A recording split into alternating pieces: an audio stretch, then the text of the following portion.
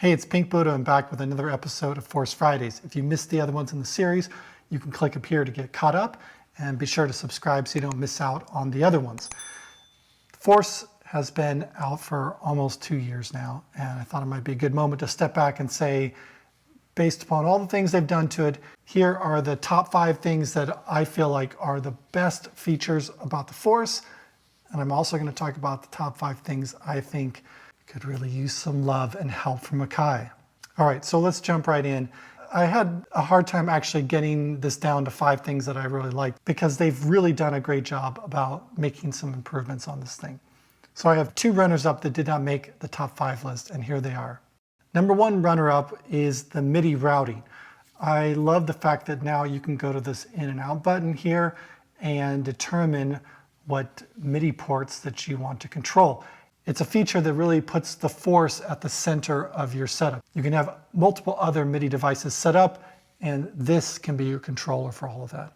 The reason it didn't make the top 5 list is because of some things I'm going to bring up on the cons, so we'll get to that.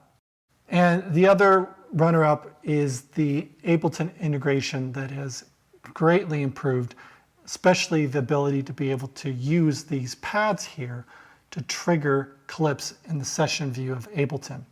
And again, the reason it's a runner-up and not on the top 5 list is because there's a limitation there that I'm going to talk about in the cons of the Force. All right, so number 5, working backwards to number 1, feature that I love about the Force is the mother ducker. That side chain compression is such a distinctive aspect to contemporary music sound, hip hop, ambient music, whatnot. And I love how easy they've made it to insert that into the Force.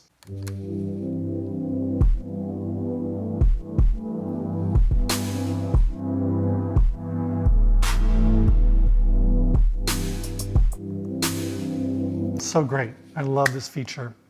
Use it all the time. Number 4 feature that I love about the Force are these new macros, the ability to be able to be very specific about how you configure these knobs. And what I like in particular is that you can layer multiple controls onto, let's say, the same knob, and the fact that you now can use this slider here as a macro control. When you're moving a dial, you kind of can't move it all that fast up and down. It's a little bit laggy too. So this is just really fast to be able to flop to one side or the other. So number 3 favorite feature of the Force right now is using effects racks. It was a big pain having to insert effects every single time on these tracks, and it was such a headache because generally you want more than one effect, and I love now that you not only have that, but they have a number of different presets with regard to mixing.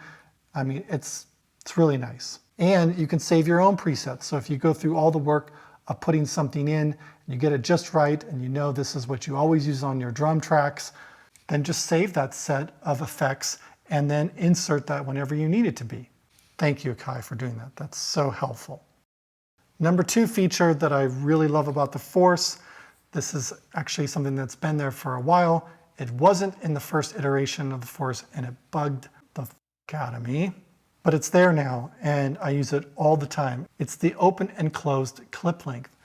I know, it's such a small feature, but it's so important. Let me explain why. I use a closed fixed length when I am trying to do something more in a performance setting. I want to be able to hit record, play my piano, record some loop, have it stop right when I need it to, jump back over it, and I'm still in the flow of things. If you're interested in seeing an example of how I do that in practice, you can click up here on this video. When I use open clip length is when I am not quite sure what I want to record, and I just want to give myself a chance to sort of relax into it, maybe do several different takes. It's just like letting the tape roll.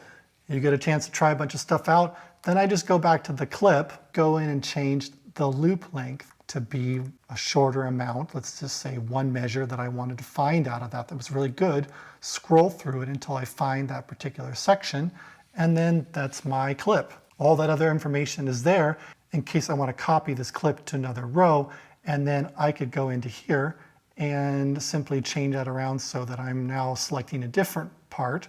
So an open clip length gives you a larger amount of material to work with that you can then divide into other clips. So I use that all the time. Definitely encourage you to explore when you might want to use each one of those. Okay, number one feature of the Force that I love so much, and it's the thing that sets it apart most from like the Ableton Push, which you can't do this on, is the ability to have this split screen where you're seeing clips up here and then you're playing on pads down below. And you access that by pushing Note and Launch at the same time. This is perfect for playing drum pads and triggering a smaller selection of clips here. If I want to change what I want to see, I can move these buttons up and down to navigate through here, or if I had multiple tracks, it would move this over. What I always used to do when I was using Ableton to record things like this is you have to kind of be ready on the launch view to hit record and then quickly push back over to the note so that you can then record. I hated going back and forth like that. There were some other ways you could get around it, but it's just so much easier when you can just see them right above here like this. Anyways, those are my top 5 as it stands right now with 3.0.6. I'd love to hear your ideas about what's your number 1 item that you love. Share that in the comments below. I'll see you next week.